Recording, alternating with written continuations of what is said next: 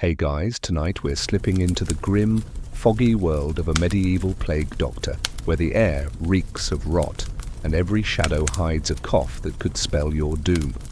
Picture yourself stumbling through a muddy street in 1348, the Black Death clawing at Europe.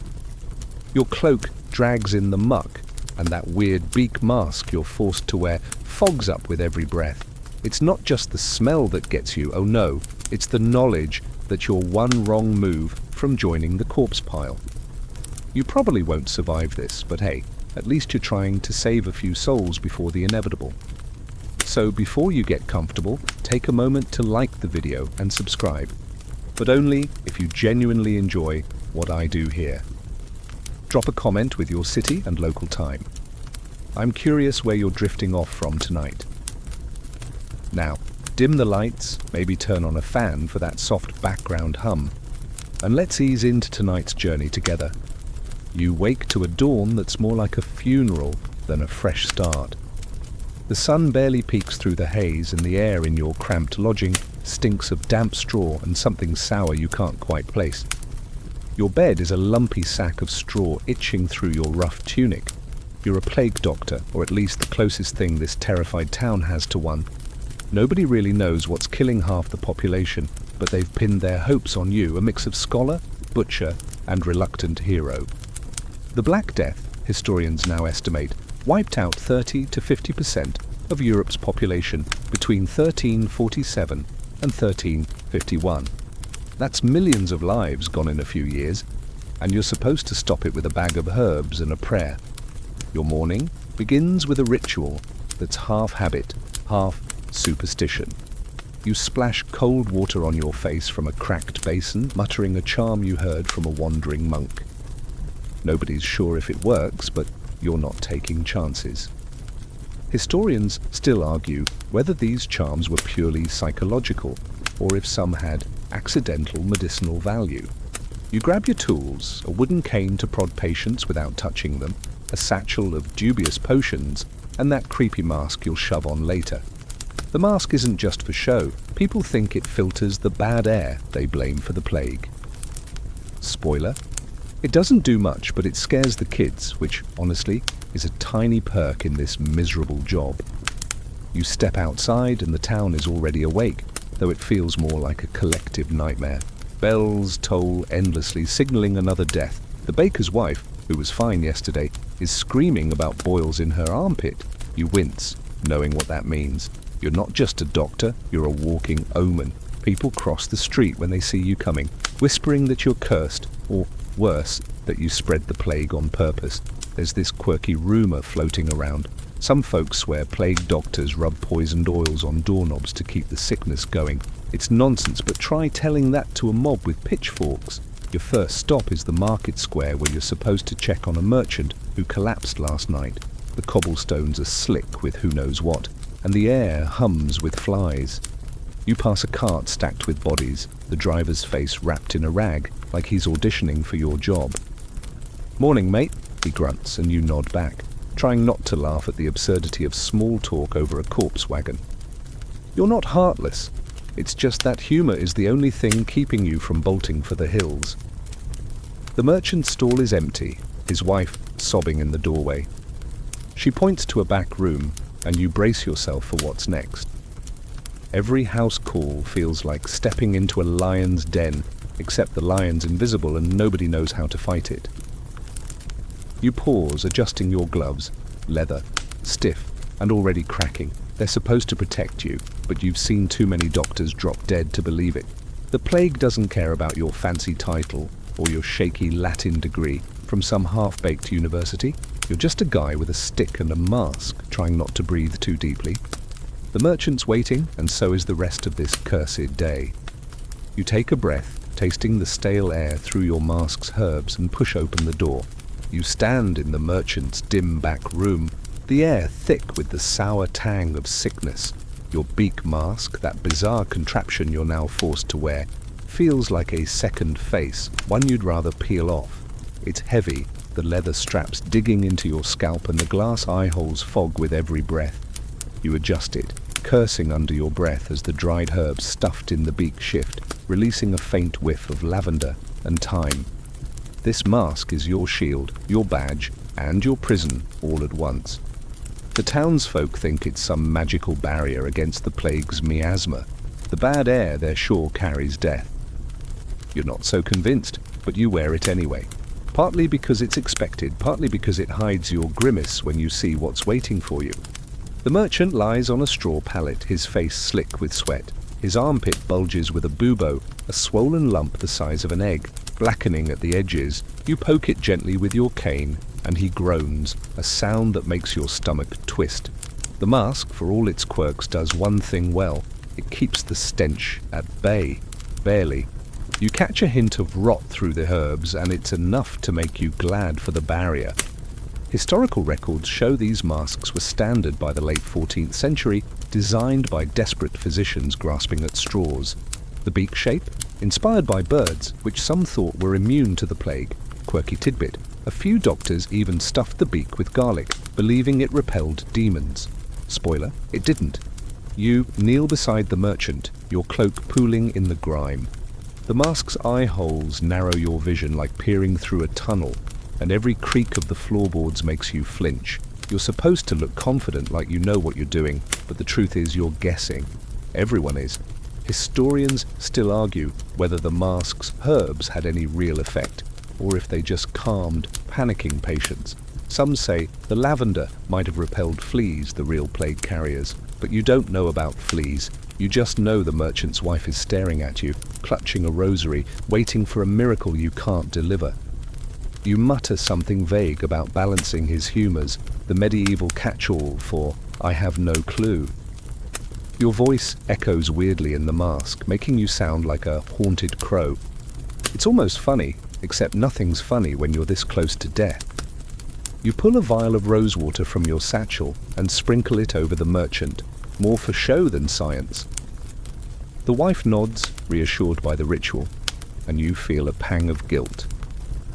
You're not a fraud, not exactly, but you're playing a role. The mask helps with that. It's easier to lie when your face is hidden. You tell her to keep the room cool and pray, which is about as useful as telling her to dance in the moonlight. Stepping back, you nearly trip over a bucket of something foul. The mask's weight throws off your balance, and you grab a wall to steady yourself, leaving a smudge on the plaster. You're sweating now, the leather lining sticking to your cheeks. You wonder, not for the first time, if the mask is trapping more than it's keeping out. Some doctors, you've heard, ditch the thing in private, claiming it's just theatre, but you don't dare. The townsfolk expect it, and without it, you're just another terrified nobody. Plus, there's that one time you saw a maskless doctor get spat on by a grieving widow. Not worth the risk. You leave the merchant's house, promising to return tomorrow, though you both know he won't last the night. Outside, the air feels no cleaner, even through the mask's filter. A kid darts past, shouting, "Birdman!" You roll your eyes behind the glass, stifling a chuckle. Kids always have the worst timing for nicknames. You trudge toward your next call, the mask creaking with every step. It's not just a tool, it's a symbol of everything you're up against. Fear, ignorance, and a plague that doesn't care about your fancy get-up. You pass a tavern where a drunk yells, "Nice snout, Doc." You wave, deadpan, and keep moving. Humour's your only armour, and even that's wearing thin. You trudge through the town's narrow streets, your beak mask creaking and your cane tapping the uneven cobblestones. The air buzzes with tension, like a storm about to break. People dart around you, their eyes wide with panic, clutching charms or muttering prayers. Some houses are eerily silent, their shutters nailed shut, while others echo with wails that make your skin crawl. You're a plague doctor, a walking spectre in this chaos, and every step feels like wading through a nightmare. The Black Death has turned this place into a ghost town, except the ghosts are still alive, for now. You pass a boarded-up shop, its door marked with a chalk cross, signalling plague inside. You're supposed to check it, but your gut screams to keep moving. The streets are a maze of desperation. A woman shoves past, cradling a child with glassy eyes, and you flinch, keeping your distance. Crowds are deadly now. Historians estimate the plague spread fastest in cramped towns like this, where people lived shoulder to shoulder. You spot a man hawking plague-proof amulets by the church, his voice shrill over the tolling bells. You shake your head, half amused, half annoyed. Quirky fact, some folks swore wearing a toad around your neck kept the sickness at bay. Spoiler, it just made you smell like a swamp. You're tempted to call him out, but you've got enough enemies without picking fights with charlatans. You turn a corner and freeze. A mob has gathered, shouting at a house with its door splintered open. A family cowers inside, accused of hiding the plague. You want to intervene, but mobs don't listen to reason, or to guys in creepy bird masks. Historians still argue whether these witch hunts spread the disease further by driving the sick into hiding. You slip down an alley instead, your cloak snagging on a jutting nail. The alley's quieter, but it's no safer. Piles of refuse rot against the walls and a rat scurries past, bold as you please. You prod it with your cane, muttering, "Not today, pal." It's a weak joke, but you're running low on optimism. Your next stop is a weaver's home just past the square. The street's narrow here, the houses leaning like drunkards. You pass an empty cart, its wheel broken, and wonder where the driver went. Probably dead or fled. The weaver's wife sent for you yesterday, claiming her husband's fever broke. You're skeptical. Fevers don't just break these days, but you're duty-bound to check. The square's chaos fades behind you, replaced by an unnatural stillness. A dog barks, then stops abruptly, and you grip your cane tighter.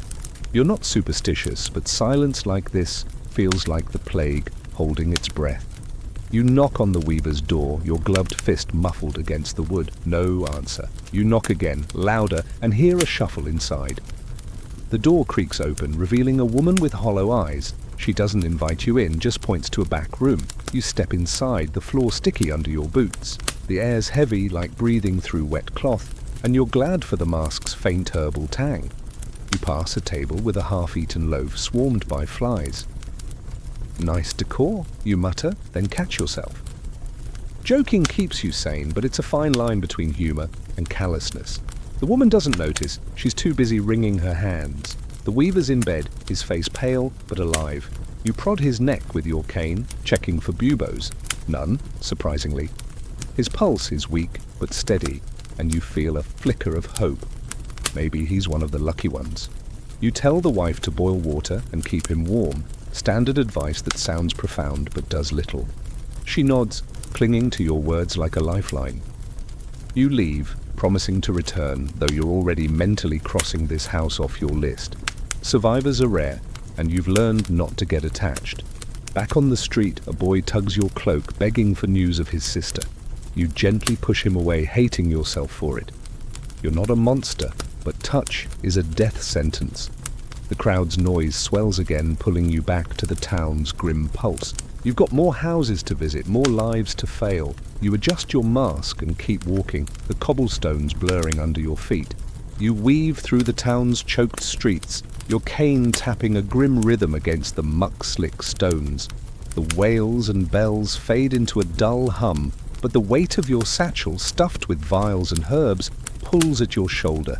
You're a plague doctor, a reluctant peddler of hope in a world that's running out of it. Your next stop is a tanner's house, where a family of 5 is begging for a cure. You know what they don't. There's no cure, just guesses dressed up as medicine.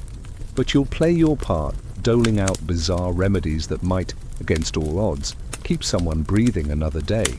The Black Death doesn't care about your efforts, though. It's already claimed half the tanner's neighbors.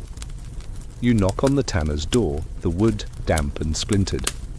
A girl, maybe 10, opens it, her eyes huge with fear.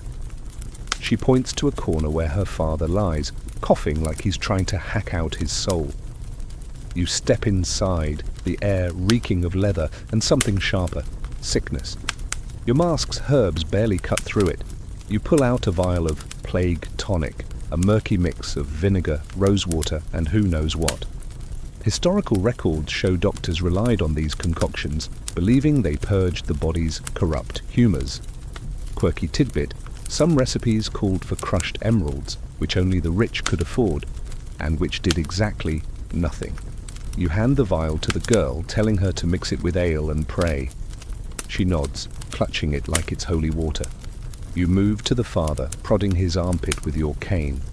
He's got buboes, 2 of them, swollen and angry. You suggest a poultice of onions and figs, a remedy you've seen in crumbling medical texts. It's probably useless, but it gives the family something to do besides panic. You're not sure why you keep offering these quack cures. Maybe it's habit, maybe it's guilt. Historians still argue whether these treatments were pure placebo, or if some, by dumb luck, eased symptoms. You sprinkle a pinch of dried toad powder over the man's chest. Yeah, toad powder, because apparently that's a thing now. You stifle a chuckle, imagining what your old tavern buddies would say about you playing wizard. The mother corners you, demanding something stronger.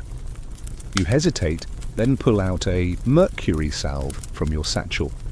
It's a risky move. Mercury's poison, but some swear it draws out the plague. You rub a tiny bit on the father's wrist, your gloves sticky with the stuff.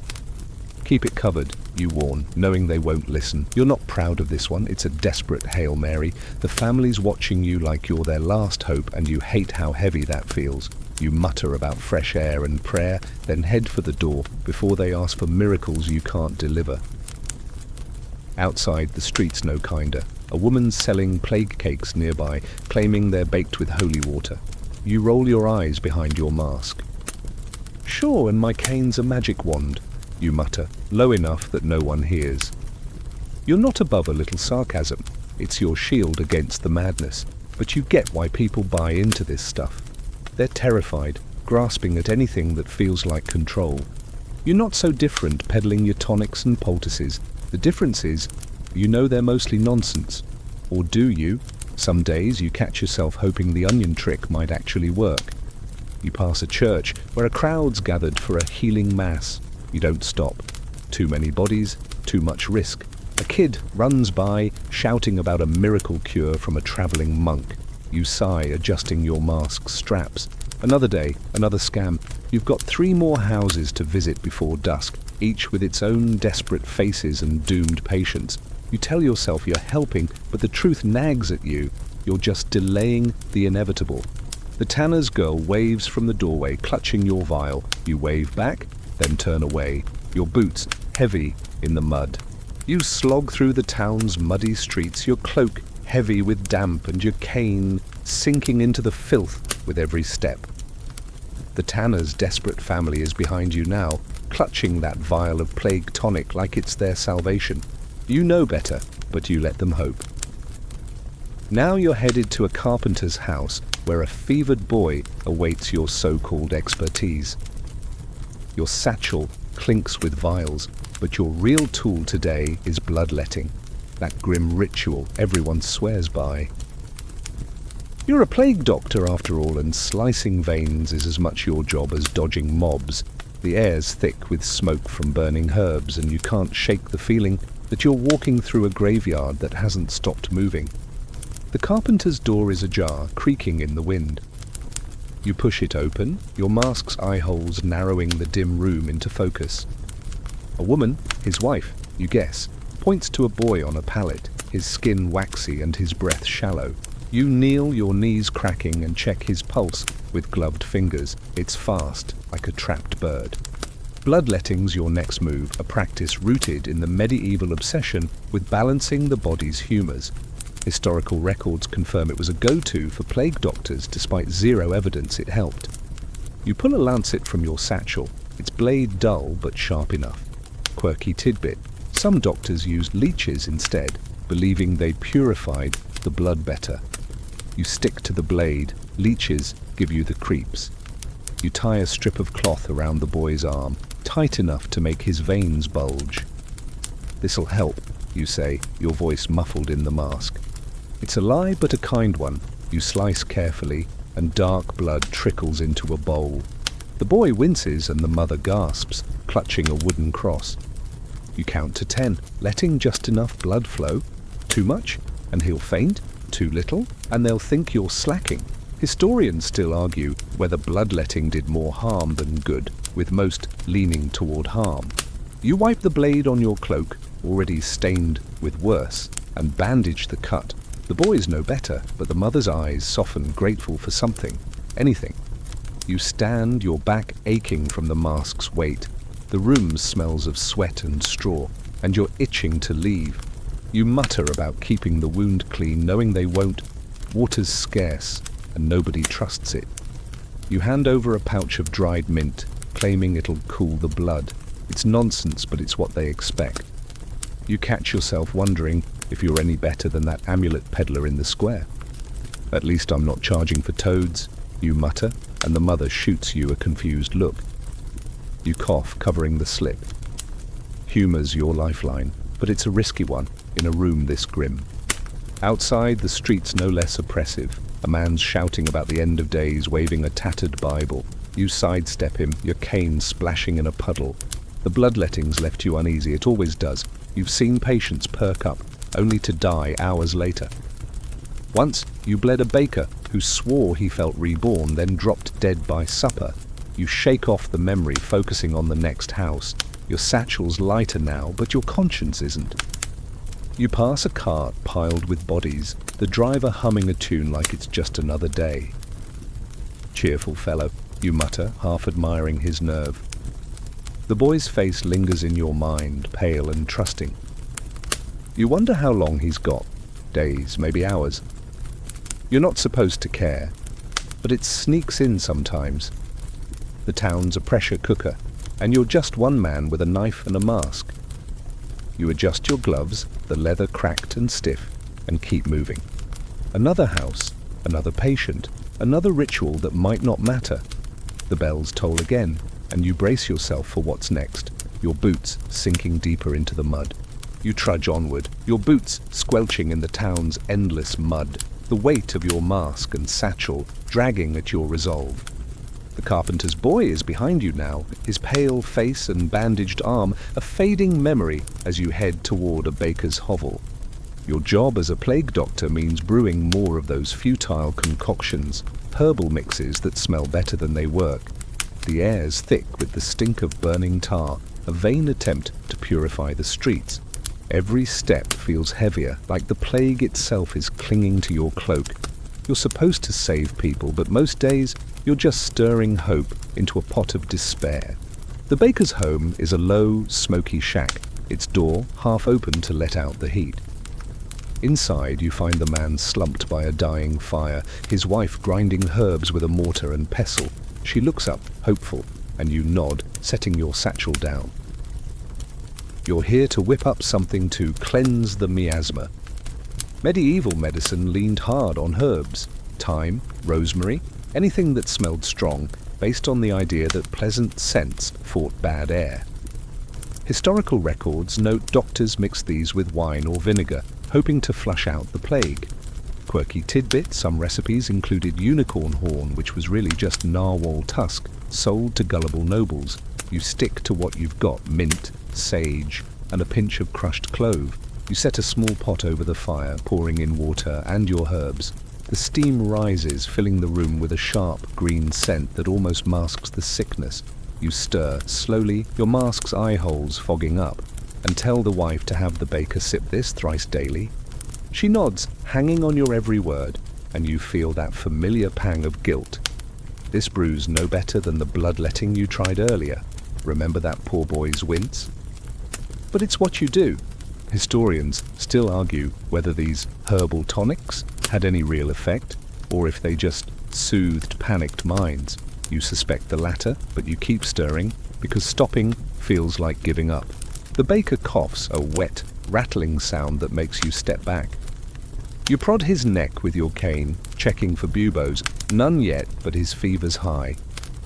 You add a drop of vinegar to the pot, muttering about balancing the body. It's nonsense, but it sounds official, and the wife scribbles it down like it's gospel. You're half tempted to joke about adding dragon's blood for extra potency, but you bite your tongue. Humor's your crutch, but this woman's too fragile for it. Instead, you hand her the cooled brew in a clay cup, warning her to keep it covered. She thanks you, her voice cracking, and you turn away before her gratitude cuts deeper. Stepping outside, you nearly trip over a stray cat, its ribs sharp under matted fur. "Watch it, Your Majesty," you mutter, nudging it with your cane. The cat hisses and bolts, and you almost envy its freedom. The street's quieter now, the sun dipping low, casting long shadows that make your mask look even creepier. You pass a woman burning a pile of rags, her face grim. "Plague's in the cloth," she says, not looking up. You nod, though you're not sure she's wrong. Nobody knows how this thing spreads. Bad air, bad luck, or something else entirely. You just know you're running out of herbs and excuses. Your satchel's lighter now, the last of your sage gone. You'll have to scrounge more from the apothecary, assuming he's still alive. The thought makes you chuckle darkly. Imagine surviving the plague just to go broke buying weeds. You've got 2 more stops before nightfall, and your legs ache like you've walked to Rome and back.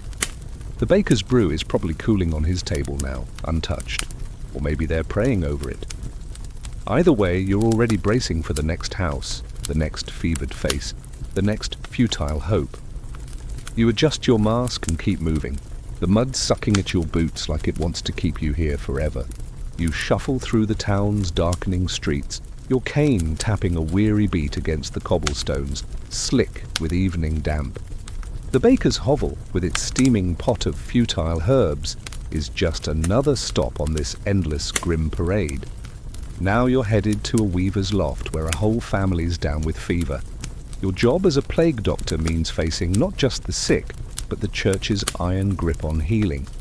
Every cure you offer gets a side-eye from priests who think prayer trumps physic. The air's heavy with incense from a nearby chapel, and you can't tell if it's masking the plague stench or just adding to the haze. Your mask itches, but you're too tired to care. The weaver's loft is up a rickety ladder, each step creaking like a warning. You climb, your cloak snagging on a splinter, and duck through a low doorway. Inside, 4 bodies lie on straw mats. 2 kids, a woman, and the weaver himself, all sweating and mumbling. A priest stands in the corner, swinging a censer, the smoke curling like ghosts. He glares at you, muttering about God's will. You nod, keeping your distance. The church dominated medieval medicine, often insisting sickness was divine punishment. Historical records show priests sometimes banned secular treatments, pushing prayer over potions. Quirky tidbit, some clergy sold holy water as a plague cure, claiming it was blessed by saints. You've seen it, murky stuff that smells like ditch water. You kneel by the weaver, checking his pulse with your cane's tip. His fever's raging, and his wife's got that telltale bubo under her jaw. You pull a vial of rosewater from your satchel. Remember that Tanner's family clutching your last vial? Same trick, different day. You sprinkle it, muttering about cleansing the air, but the priest scoffs. "Only God heals," he says, loud enough for the kids to hear. You bite back a retort about God not paying your wages. Historians still argue whether the church's interference saved souls or just killed patients faster. You suspect it's the latter, but you're not here to debate theology. You suggest a poultice of mint and honey, something mild to soothe the kids' coughs. The priest interrupts, insisting on a prayer vigil instead. You shrug, too exhausted to argue.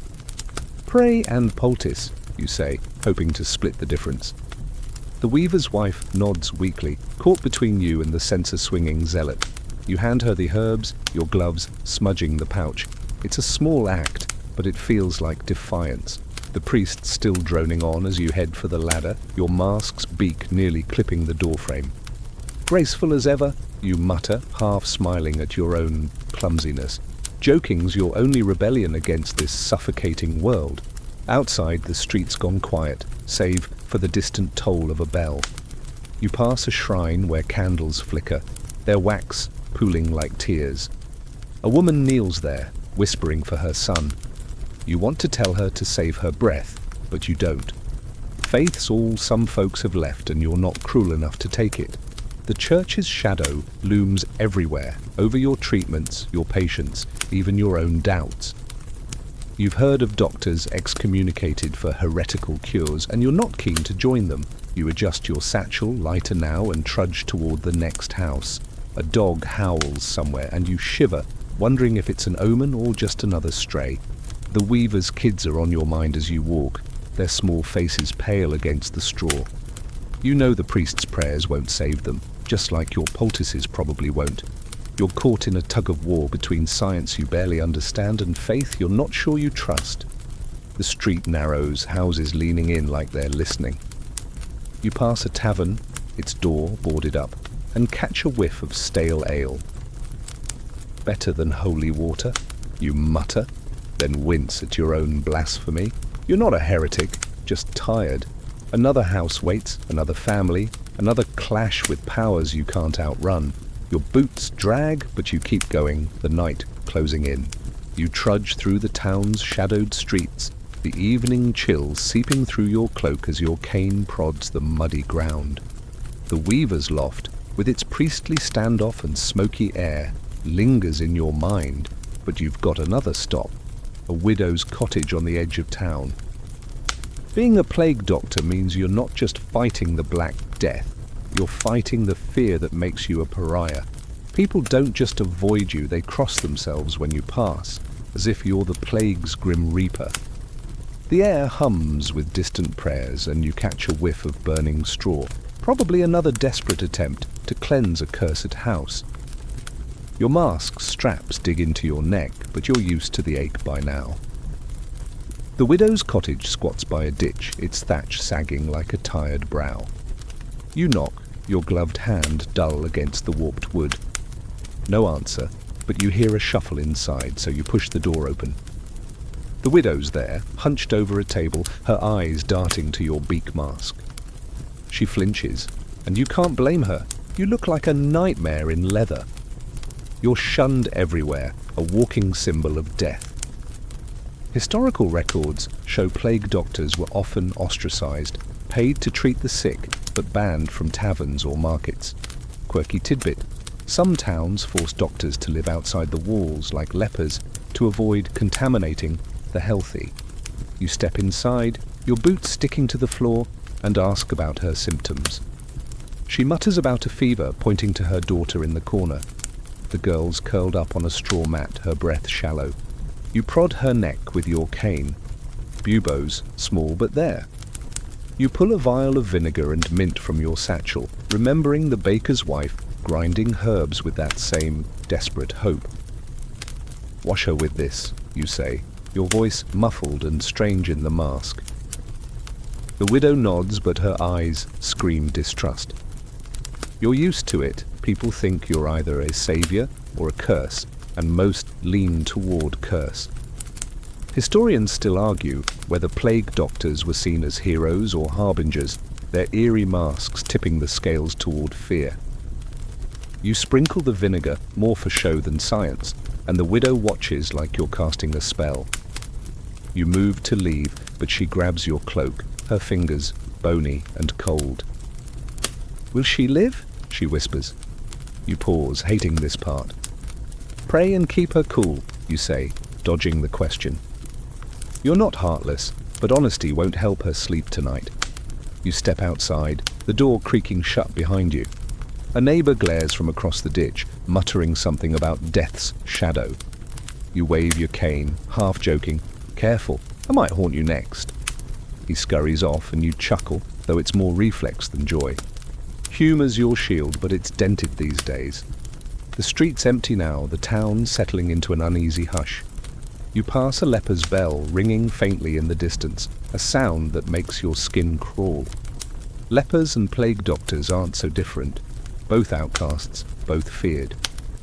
You've heard stories of doctors stoned for spreading the plague, and you check your back more often than you'd admit. A dog sniffs at a pile of rags, and you nudge it away, muttering, "Find a better hobby, mutt." The night's closing in, and you've got one more stop before you can collapse. Your mask feels heavier, like it's soaking up the town's dread. The widow's question sticks with you as you walk, her daughter's pale face burned into your mind. You're not just fighting a disease, you're fighting the terror that makes people see you as a monster, The cottage fades behind you, but the weight of being a pariah doesn't. You adjust your satchel, its straps cutting into your shoulder, and keep moving. The stars are out now, cold and distant, and you wonder if they're watching you stumble through this doomed town. Another house waits, another set of eyes to avoid, another night of being death's unwelcome messenger. You plod through the town's outskirts, your boots sinking into the damp earth as the night deepens, stars flickering like faint hopes above. The widow's cottage, with its fearful eyes and vinegar fumes, is just another memory now, but the weight of being a plague doctor, shunned, feared, a walking omen, clings tighter than your cloak. You're headed to the plague pits, a grim task that's become your routine.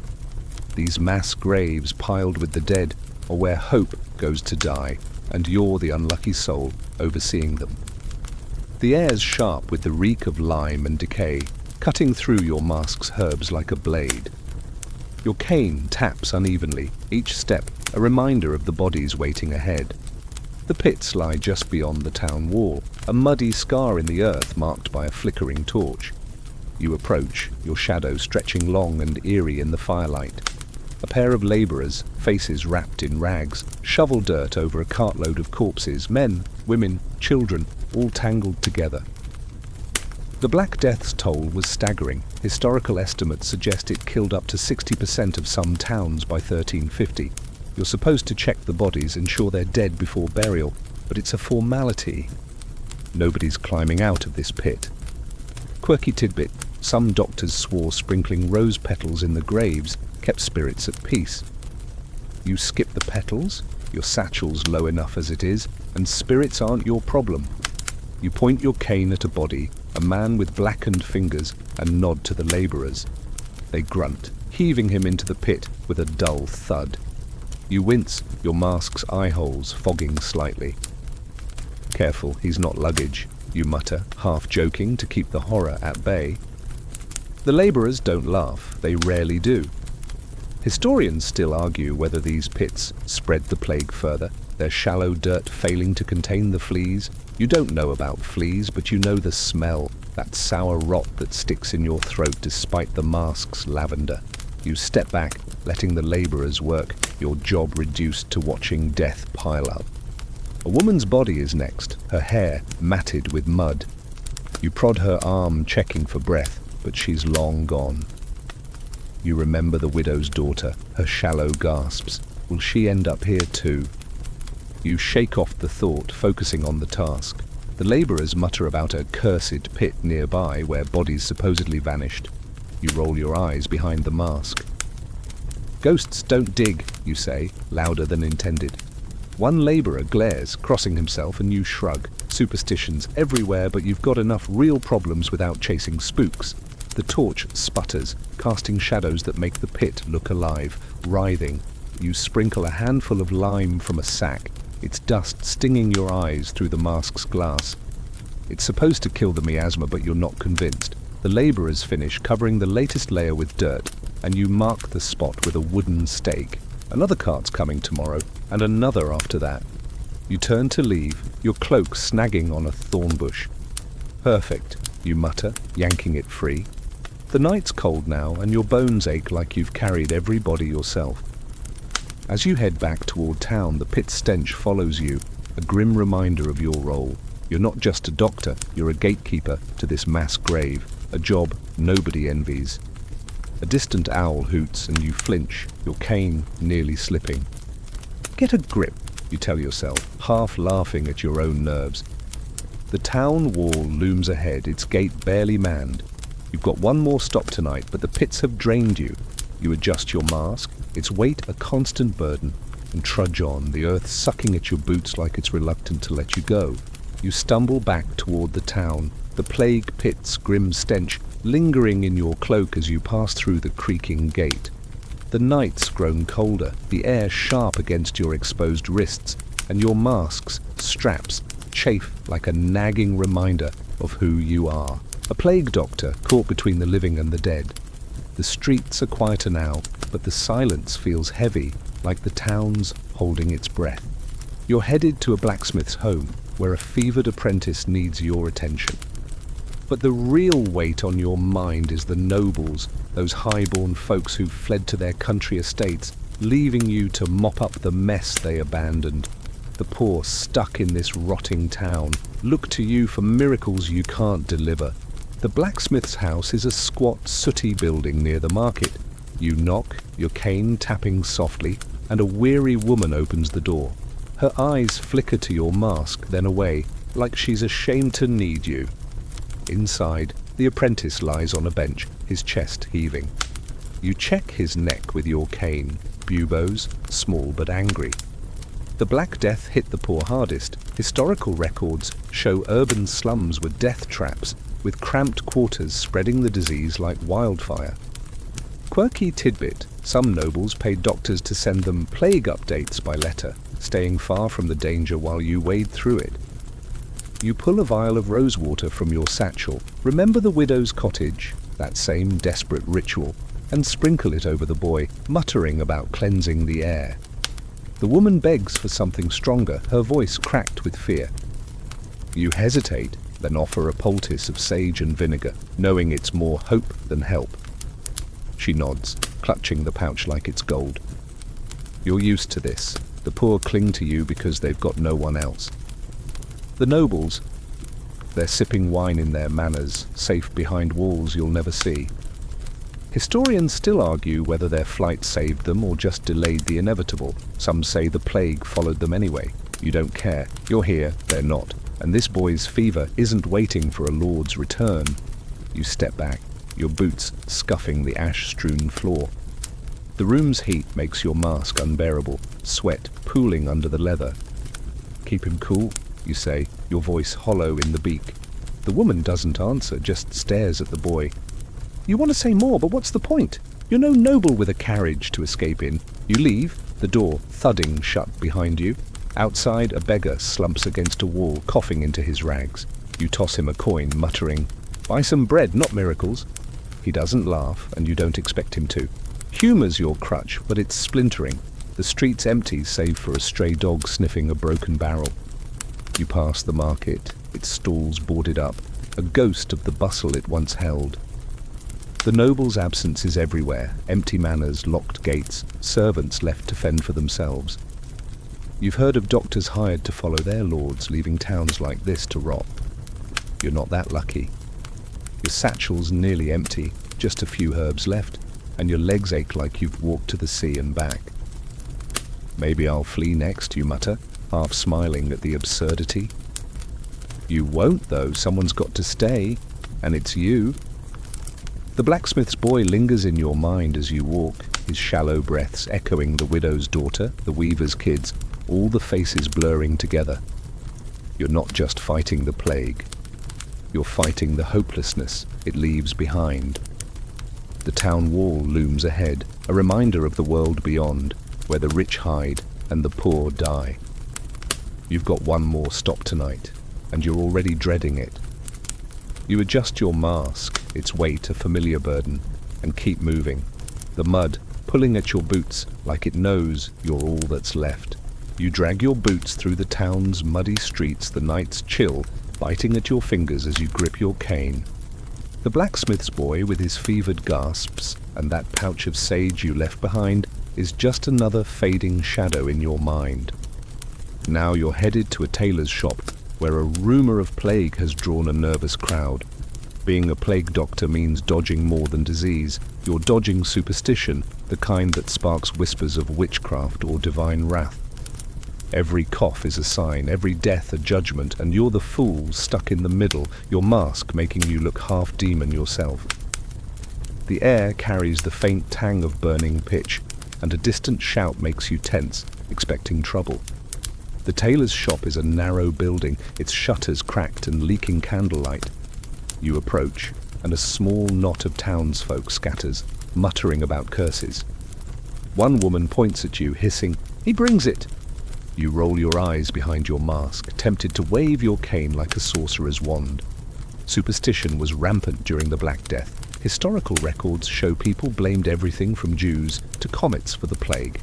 Quirky tidbit, some swore wearing red shoes warded off the disease, as if the plague cared about fashion. You push open the door, your cloak brushing dust from the frame, and find the tailor slumped over his workbench, shivering. You prod his shoulder with your cane, checking for buboes. His neck's clear, but his eyes are glassy, fever-bright. You pull a vial of mint-infused water from your satchel, remember the rose water you sprinkled at the blacksmith's, and hand it to his wife, who's hovering nearby.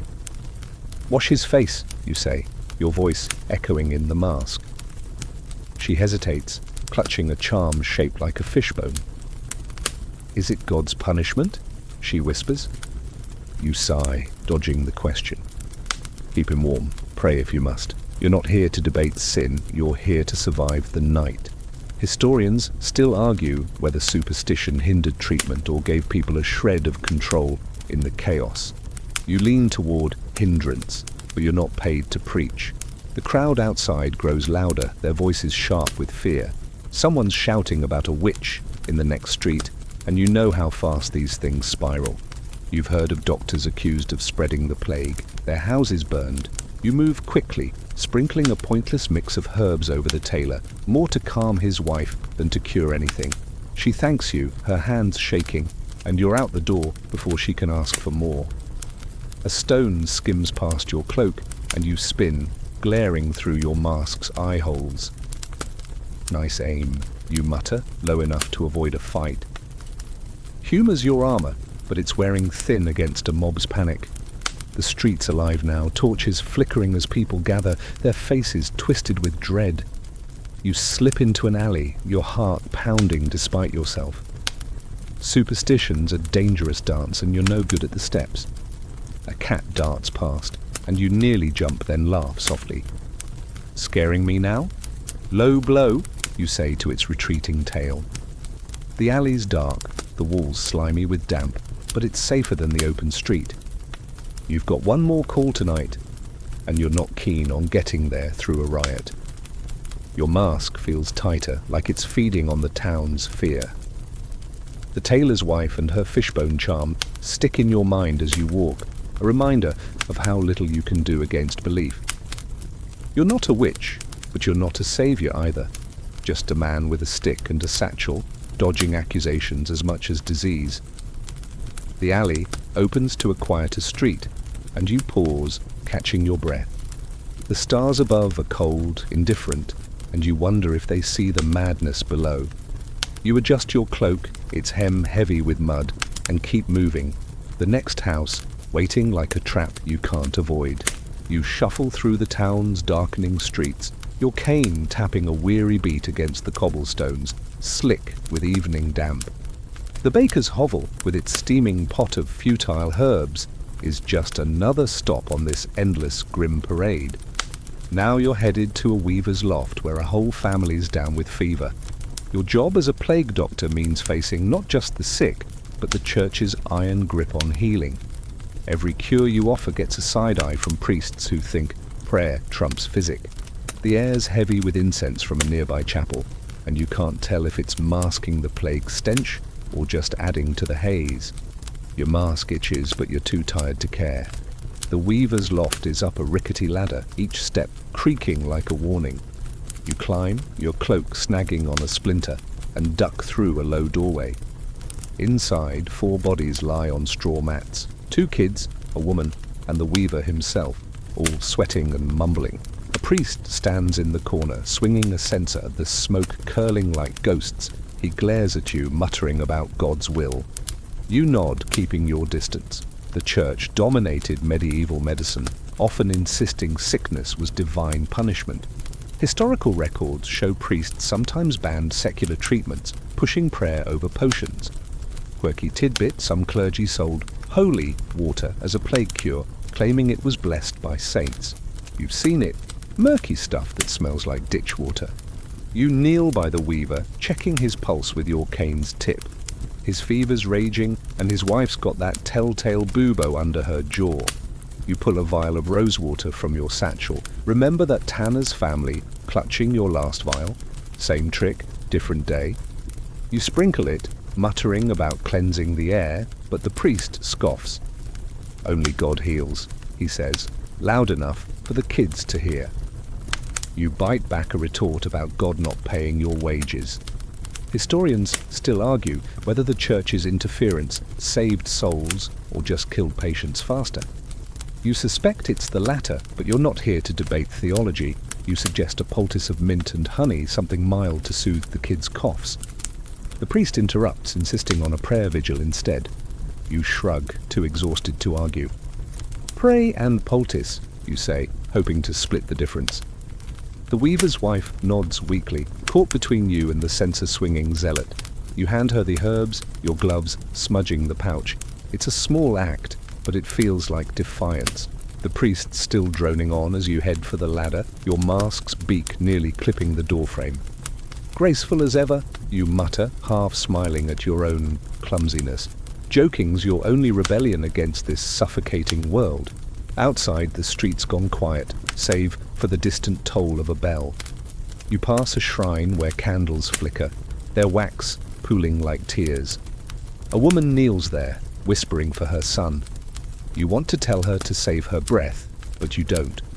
Faith's all some folks have left, and you're not cruel enough to take it. The church's shadow looms everywhere, over your treatments, your patients, even your own doubts. You've heard of doctors excommunicated for heretical cures, and you're not keen to join them. You adjust your satchel, lighter now, and trudge toward the next house. A dog howls somewhere, and you shiver, wondering if it's an omen or just another stray. The weaver's kids are on your mind as you walk, their small faces pale against the straw. You know the priest's prayers won't save them, just like your poultices probably won't. You're caught in a tug-of-war between science you barely understand and faith you're not sure you trust. The street narrows, houses leaning in like they're listening. You pass a tavern, its door boarded up, and catch a whiff of stale ale. "Better than holy water," you mutter, then wince at your own blasphemy. You're not a heretic, just tired. Another house waits, another family, another clash with powers you can't outrun. Your boots drag, but you keep going, the night closing in. You slip out of the alley, your boots squelching in the town's ever-present mud, the night air sharp against your sweat-dampened skin. The tailor's shop, with its superstitious wife and that absurd fishbone charm, fades into the haze of your endless rounds. Now you're trudging toward a cooper's house, but the real weight isn't your satchel or your mask, it's the isolation. As a plague doctor, you're cut off from everyone, especially your family, to keep them safe from the death you carry on your cloak. The streets are nearly empty now, save for the flicker of a torch or the scuttle of a rat. The air smells of damp straw and fear, and your cane taps a lonely rhythm against the cobblestones. The cooper's house is a low, sturdy building, its door marked with a chalk cross, Plague's calling card. You knock, and a boy cracks the door, his eyes wide at your beak mask. "Just you?" you ask, and he nods, pointing to a back room. You step inside, the floor creaking under your weight. The cooper's there, fevered and muttering, his wife and daughter nowhere in sight. You've avoided your own family for weeks, sending them to a village upriver. Historical records show plague doctors often isolated themselves, knowing they were walking vectors for the disease. Quirky tidbit. Some wrote letters to loved ones on parchment they'd burned the edges of, thinking it purified the words. You've done it too, though you're not sure it works. You check the cooper's pulse with your cane, weak, but there. His armpits swollen with a bubo, and you wince, remembering the tailor's glassy eyes. You pull a vial of vinegar and sage from your satchel, same old trick like the mint you gave the tailor's wife, and tell the boy to dab it on his father's forehead. "Keep your distance," you add, your voice muffled in the mask. The boy nods, but you see the fear in his eyes, the kind you feel when you think of your own kin. You haven't seen your sister's smile in months, and the thought stabs deeper than you'd like. Historians still argue whether self-isolation saved doctors' families or just broke their hearts. You're betting on the latter. You leave the boy with a pouch of dried rosemary, claiming it'll ease the air. It's a lie, but it's all you've got. Stepping outside, you lean against the wall, your mask's weight pulling at your neck. The loneliness hits hard tonight. You used to share a pint with friends at the tavern, laughing over nothing. Now you're a ghost in your own town, avoided like the plague you fight. A stray dog sniffs your boots and you nudge it away, muttering, "Not you too, pal." It's a weak joke, but it keeps you from crumbling. The night's too quiet, the stars too distant, and you wonder if your family's even reading those singed letters you send. A shout breaks the silence, a drunk stumbling home, oblivious to the chalk crosses.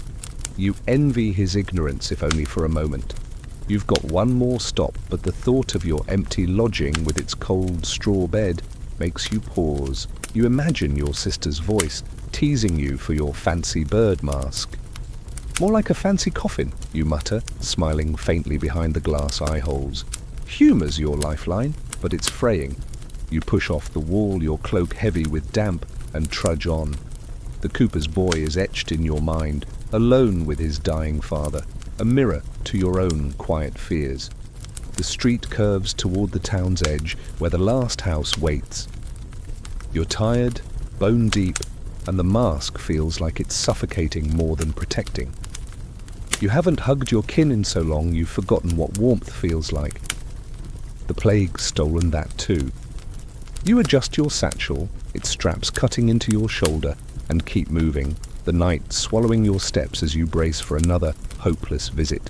You slog through the town's darkened streets, your cane sinking into the mud with a weary squelch, the cooper's lonely boy and his fevered father already blurring into the parade of faces you can't save. The night's grown colder, your breath fogging the glass eye holes of your mask, and you're headed to a cobbler's shack where another desperate family waits. Being a plague doctor means more than fighting the Black Death. You're fighting for scraps of trust against rival healers, charlatans who peddle fake cures and steal what little hope remains. The air's thick with the acrid tang of burning herbs, and a distant dog's bark cuts through the silence like a warning. Your cloak drags heavy with damp, and you're starting to feel like the plague's shadow yourself. The cobbler's shack is a crumbling heap, its door hanging off a single hinge. You knock, and a woman peers out, her eyes narrowing at your beak mask. "You're the real one?" she asks, voice sharp. You nod, used to the suspicion. Rival doctors, half-trained quacks or outright frauds, are everywhere, hawking miracle salves that do nothing but empty purses. Historical records show these charlatans thrived during the plague, exploiting fear for profit. Quirky tidbit: one infamous quack sold plague-proof eggs, claiming they were laid by hens fed holy water. You've seen worse, like that toad powder you sprinkled on the tanner, remember? But you're no saint either. You step inside, the floor sticky with grime, and ask who's sick.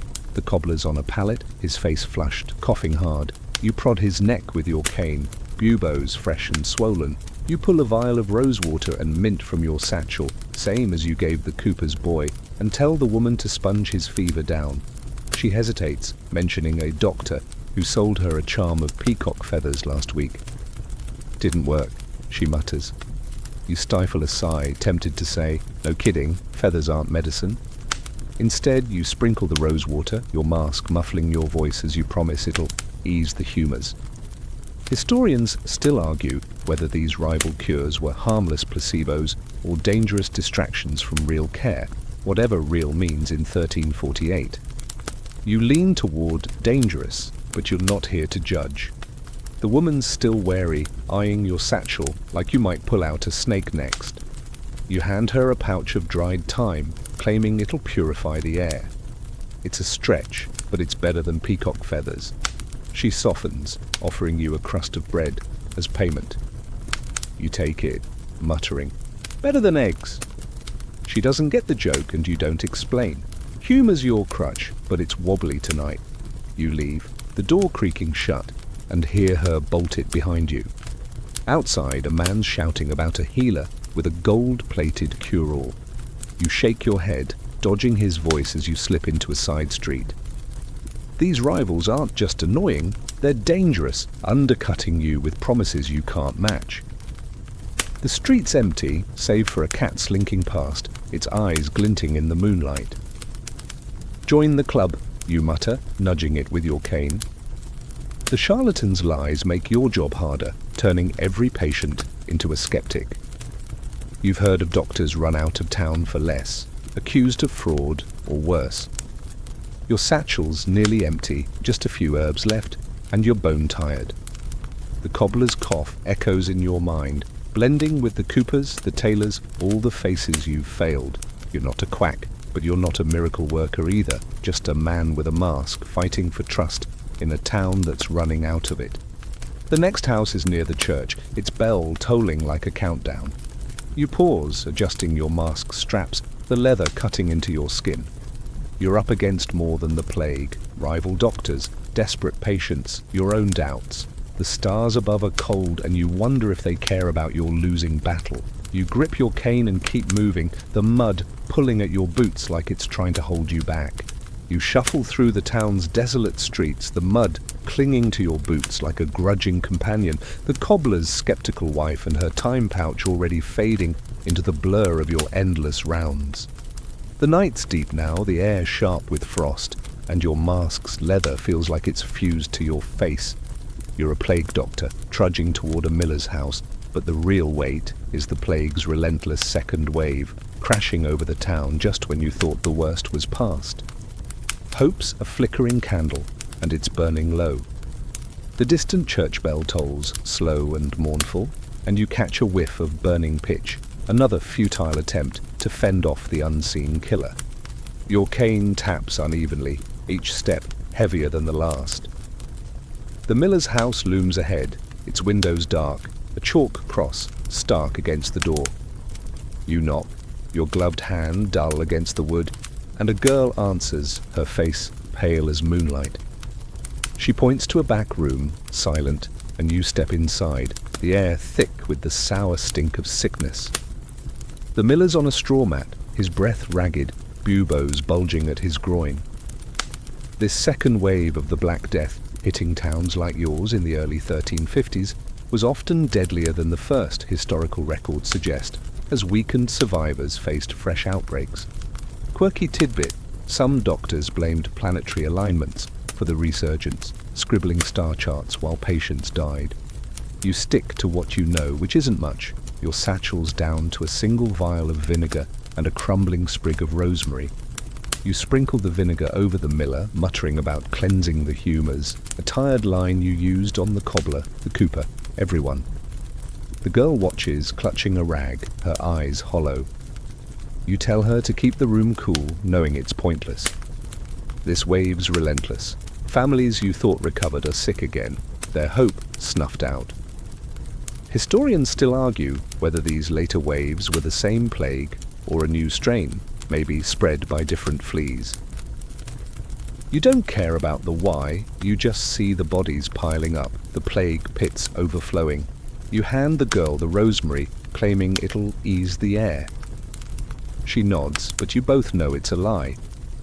Stepping outside, you lean against the wall, your legs trembling from exhaustion. The town's quieter now, but it's not peace. It's surrender.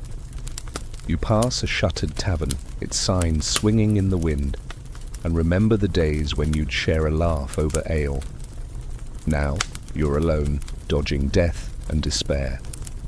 At least the rats are friendly, you mutter, spotting one dart across the street.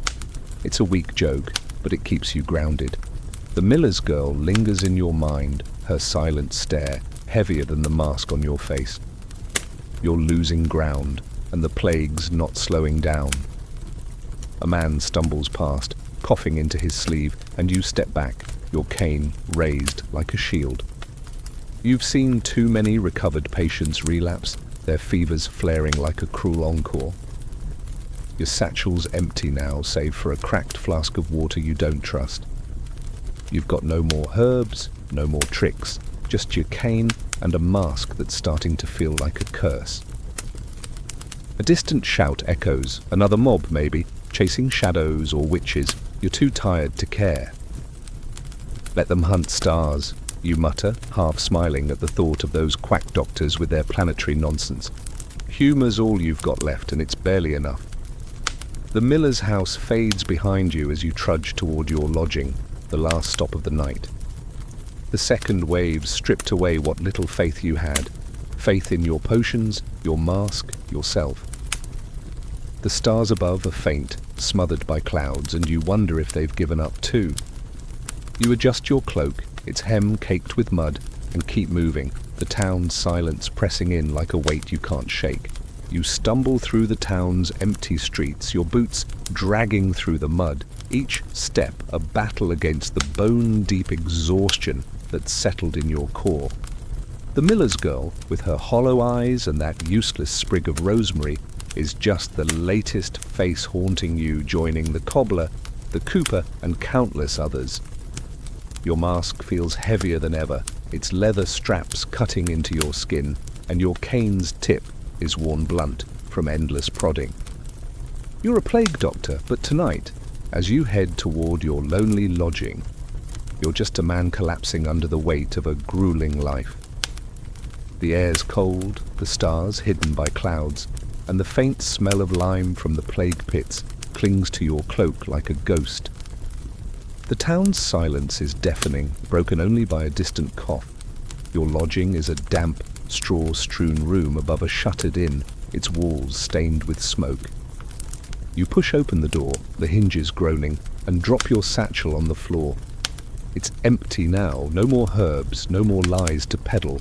You slump onto your lumpy bed, still in your cloak, too tired to care about the filth. The Black Death's toll was relentless. Historical estimates suggest it killed millions across Europe, leaving towns like yours half empty. Quirky tidbit. Some doctors kept journals, scribbling their failures in candlelight, hoping future generations might learn something. You've thought about it, but what's the point? Your hands shake as you unstrap your mask, its beak finely still, and set it on a stool where it stares at you like a judgmental crow. You lie back, the straw crackling under you, and think of the faces you've seen, the tanner's girl, the weaver's kids, all those desperate eyes. You've tried everything, bloodletting, herbs, even that toad powder you joked about way back at the merchant's. Nothing worked. Historians still argue whether plague doctors made any difference or just prolonged the suffering. You're not sure anymore, but the doubt gnaws at you. Your family's upriver, safe, you hope, but the loneliness is a plague of its own. You haven't heard their voices in months, haven't felt a touch that wasn't a patient's fevered grip. Surviving's overrated, you mutter, a faint smile breaking through. Humor's your last spark, but it's flickering. The room's dark now, save for a sliver of moonlight through a cracked shutter. You think of the pits, the mobs, the charlatans with their peacock feathers and holy eggs. You've outlasted them all, but for what? The second wave's still raging and you're running on fumes. A rat skitters in the corner and you don't even flinch. "Rent's due, pal," you whisper, too tired for a real laugh. Your eyes are heavy, the weight of the day pulling you down. You're not sure if you'll wake to another call, another chalk-marked door, but for now, you just want to rest. The world softens now, the sharp edges of the day melting into a quiet haze. You're lying there, the straw beneath you a familiar cradle, its rustle a gentle whisper against the silence. The town's cries, the bells, the stench, they fade, leaving only the slow rhythm of your breath. The mask on the stool is just a shadow now, no longer watching, no longer judging. You imagine a breeze, cool and clean, carrying away the weight of the plague, the fear, the endless faces. It's just you now, drifting in a sea of calm, the stars beyond the clouds winking softly, promising rest. Let the night hold you. Let the worries slip. Let the world be still. Sleep comes like a friend, wrapping you in quiet, whispering peace.